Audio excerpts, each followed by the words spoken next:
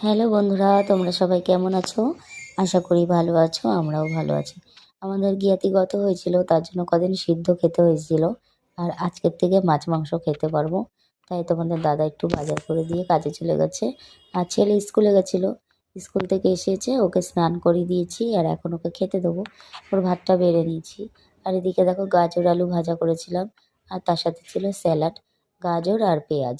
আজকে শশা ছিল না, যা ছিল আর কি তাই আর কি। যেহেতু মা আর ছেলে আছি বাড়িতে, সারাদিন তোমাদের দাদাভাই থাকবে না বাড়িতে, অত কিছু রান্নার ঝামেলা আর করলাম না।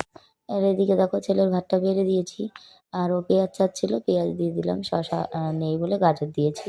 আর এদিকে চিকেন করেছিলাম, তার জন্য একটু চিকেন দিয়ে দিলাম। আর ঝোল করিনি, তার কারণ ওই ঝোল করলে নষ্ট হবে।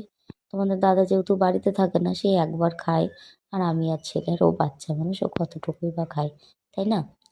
তো ওইদিকে ছেলে খাবে, ছেলের খাওয়া হয়ে গেলে আমার আবার এঁঠো বাসনপত্র আছে, সেগুলো মাজবো। এছাড়াও ঘর বারান্দা, মানে সকালের বাসি ঘর বারান্দা মোছা হয়ে যায়। তারপরেও ছোট বাচ্চা ঘরে থাকলে বুঝতেই পারো, ঘরদোর নোংরা করে, তাই না? তো সেগুলো করব। আর আমাদের বাড়িতে কতগুলো ছোট ছোট কুকুরছানা আছে, মানে কুকুরের বাচ্চা আছে, তো সেগুলোকে খেতে দেবো। সেটাও একটা তাড়া আছে, ওরা সকাল থেকে খায়নি। এই যে ভাতগুলো দেখলা, ওগুলোই আর একটু তরকারি দিয়ে ভালো করে মেখে দিয়েছি, এখন ওরা এগুলো খাবে।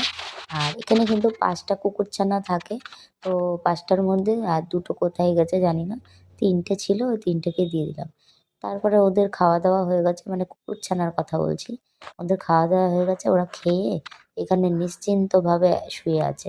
একজন সিঁড়ির উপরে, আর একজন ওই রান্নাঘরের সামনে রোদে আছে, রোদ্রে টানটানে শুয়ে আছে।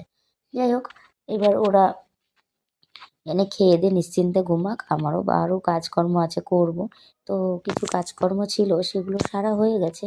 এবারে হচ্ছে ছেলে টিউশন যাবে, তার জন্য ওকে রেডি করব। আর এদিকে ছেলেকে কনস্ট্যান্ট ডেকেই যাচ্ছি যে সৌভিক শিগগিরই আয়, পড়তে যাবি। তো কিছুতেই শোনে না, ছোট বাচ্চা হলে যাওয়া হয়, তাই না? আর এদিকে দেখো ওর অবস্থা, আদরে গদ গদ।